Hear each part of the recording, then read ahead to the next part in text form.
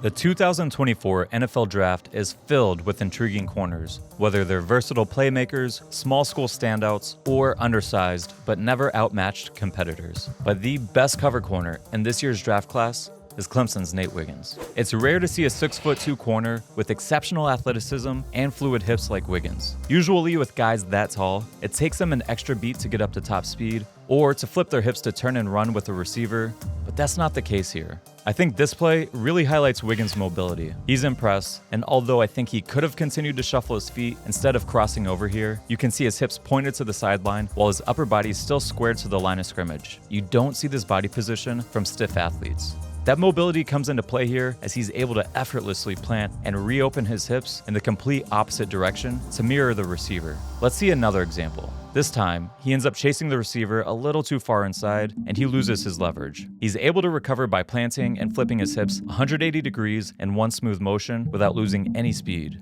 A lot of players would have taken an extra step or two due to limited mobility, thus slowing down their ability to recover. Wiggins' combination of height, long speed, and fluidity reminds me a lot of 2023 17th overall pick Christian Gonzalez. That's a rare combination to have. While Wiggins played more off coverage than press, he had over 90 pass snaps in press coverage this past season and 80 the year before. He looked more than comfortable in those situations. Whether he was trying to get physical or play with a soft press technique, he was very patient at the line of scrimmage. There were very few reps where receivers were able to influence him to hop out of position or open his hips too early to allow a free release. He consistently plays with a calm demeanor when in press, letting receivers dance at the line of scrimmage and trusting his long speed to recover if necessary. Once the wideout did determine their release, he was often able to squeeze them to the sideline and smother their routes. When he did overplay his leverage or allow a free release, his smooth hips, instant acceleration, and exceptional long speed allowed him to get back in phase with the receiver. Wiggins played the majority of his snaps from off alignments and was very skilled doing so.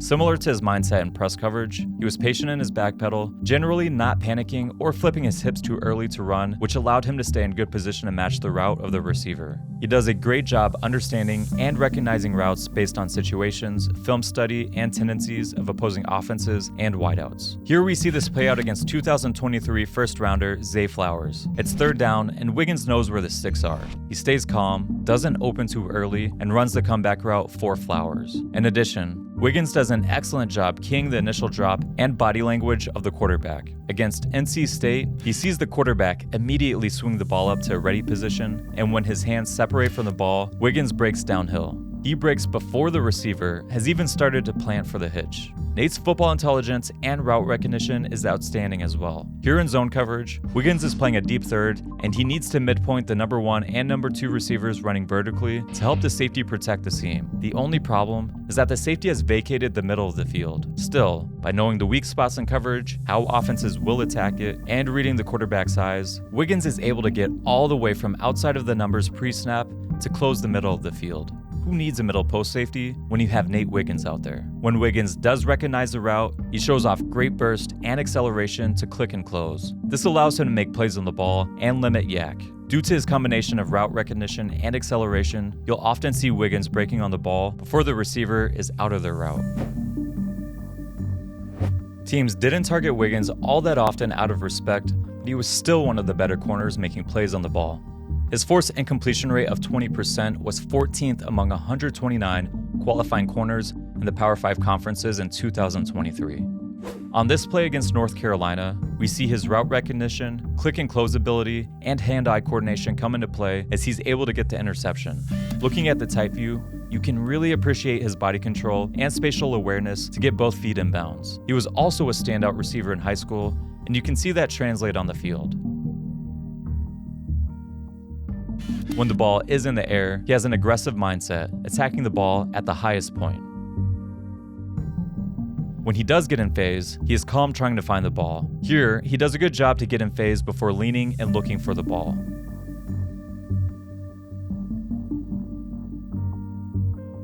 The end zone view shows him doing a good job of looking up and not back to track the ball. When he is not in phase, he generally does a good job running to get back in phase without panicking. He is beat early here, but he does a good job keeping his eyes on the receiver instead of looking back, and then he plays through the hands to get the late knockout.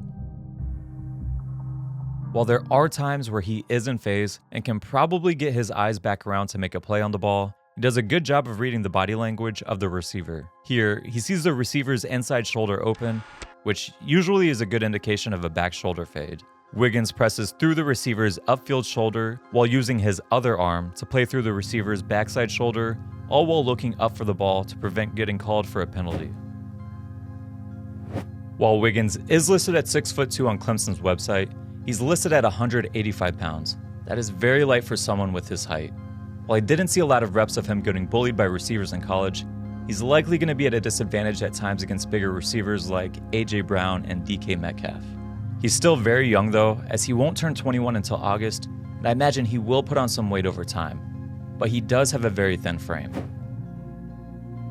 There is a reason that I labeled Wiggins as the best cover corner and not the best overall corner. He leaves a lot to be desired in the run game and when having to tackle bigger players. He is not a player that wants to mix it up in the run game, and he is often content hanging out on blocks. This is evidenced by the fact that he has 6 total tackles on run plays in the past 2 seasons. 2 of those plays were impressive chase down blocks where he was able to show off his long speed to force fumbles at the 1-yard line. But when it comes time to get physical, especially in the box, he tends to shy away or ankle bite.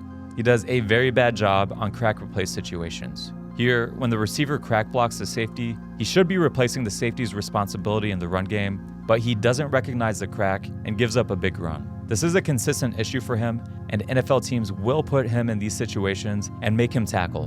When he does crack replace, he's often going to dive at ankles instead of trying to wrap up. On screen passes or quick throws to the flat, he will come downhill quickly to make a play. But if he's late seeing the play, he has shown little willingness to be physical, trying to come up to get a stop, and he will give up extra yardage as a result.